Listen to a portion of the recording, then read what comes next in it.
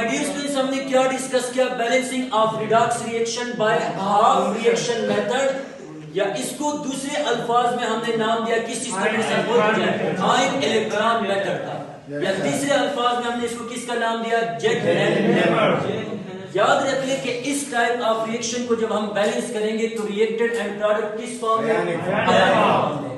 सबसे पहला स्टेप हमने क्या पढ़ा कि हमने लिखना होगा किस चीज को? दूसरा स्टेप हमने क्या पढ़ा? ऊंचा बुने। हमने हर एक एलिमेंट जो ऑक्सीडेशन और रिडक्शन जिसकी हो रही है उसको मेंशन कर देना है, सेपरेट कर देना है ऑक्सीडेशन हाफ को एंड रिडक्शन हाफ को। दोनों हाफ में हमने इलेक्ट्रॉन को क्या कर देना है? बैलेंस कर देना है, और चार्ज को भी, एटम को भी बैलेंस कर देना है। फिर हमने दोनों में क्या कर लेना है? कंबाइन कर लेना है। अब आपको एक रिएक्शन गिवन है जो किस फॉर्म में? आयनिक फॉर्म में या नॉन आयनिक फॉर्म में? आयनिक फॉर्म में। इसको बैलेंस करना है बाय हाफ रिएक्शन मेथड। तो सबसे पहला स्टेप क्या होगा कि पेपर पे आप लोग को क्वेश्चन गिवन होगा, आप लोगों ने इसको क्या कर लेना है? अपने आंसर शीट पे लिख लेना है। फिर उसके बाद दूसरा स्टेप क्या होगा कि उन एलिमेंट को मेंशन कर ले जिनकी ऑक्सीडेशन और रिडक्शन हो रही है। सो शाबाश माय डियर स्टूडेंट्स, आयरन +2 से जा रहा है किस चीज में?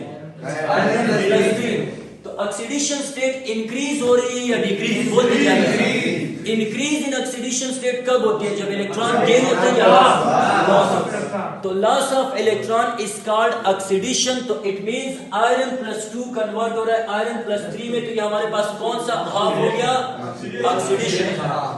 क्रोमियम डायाक्रोमेट, यहाँ पे क्रोमियम +6 में है, एक क्रोमियम +6 से जा रहा है किस चीज में? +3 में। So increase in oxidation state है या डिक्रीज? डिक्रीज। सब बोले क्या है? डिक्रीज। अब डिक्रीज कब होगी? जब इलेक्ट्रॉन गेन होंगे या लॉस होंगे? सो एक आयरन क्रोमियम +6 से जा रहा है किस चीज में माय डियर स्टूडेंट्स? +3 में जा रहा है। सो एक क्रोमियम कितने इलेक्ट्रॉन गेन कर रहा है? बोले तो कितने क्रोमियम है? 2 क्रोमियम कितने इलेक्ट्रॉन गेन कर लेंगे? 6। तो ऑक्सीडेशन हाफ ये वाला हो गया है, एंड दिस इज अब बोलते जाए मेरे साथ रिडक्शन हाफ। ऑक्सीडेशन हाफ को अलग से लिख लिया और रिडक्शन हाफ को अलग से लिख लिया। ऑक्सीडेशन हाफ में हमारे पास क्या हो रहा था? बोले आयरन +2 कन्वर्ट हो रहा था किस चीज में? ऑक्सीडेशन स्टेट इंक्रीज हो रही है या डिक्रीज हो रही है? कितनी इंक्रीज हो रही है?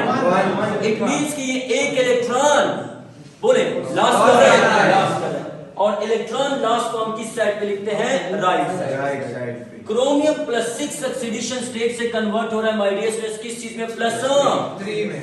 गलीमा की नहीं जाएगा, +3 ऑक्सीडेशन स्टेट। अब यहाँ पे एक क्रोमियम 3 इलेक्ट्रॉन गेन कर रहा है, आयरन यहाँ पे एक आयरन 1 इलेक्ट्रॉन क्या कर रहा है? लॉस कर रहा है। तो सबसे पहला पॉइंट कि हमने एटम को बैलेंस करना है। यहाँ पे एक आयरन, यहाँ पे एक आयरन, दोनों साइड पे आयरन क्या है? सेम। तो कोई जरूरत नहीं है बैलेंस करने की, ऑलरेडी बैलेंस है। यहाँ पे 2 क्रोमियम है, यहाँ पे 1 क्रोमियम है, तो इसको बैलेंस करने के लिए यहाँ पे 2 मल्टीप्लाई कर ले और यहाँ पे क्या कर ले? 1 मल्टीप्लाई कर ले। यहाँ पे 7 ऑक्सीजन है और यहाँ पे कोई भी ऑक्सीजन नहीं है। तो मैंने आपको क्या ट्रिक सिखाई कि एक ऑक्सीजन के लिए 1 वाटर मॉलिक्यूल। तो यहाँ पे 7 ऑक्सीजन है, तो इसके लिए हम कितने? 7 वाटर मॉलिक्यूल। अब वाटर मॉलिक्यूल, ऑक्सीजन और क्रोमियम तो बैलेंस हो गए, लेकिन यहाँ पे 7 हाइड्रोजन आ गए और यहाँ पे एक भी हाइड्रोजन नहीं आया।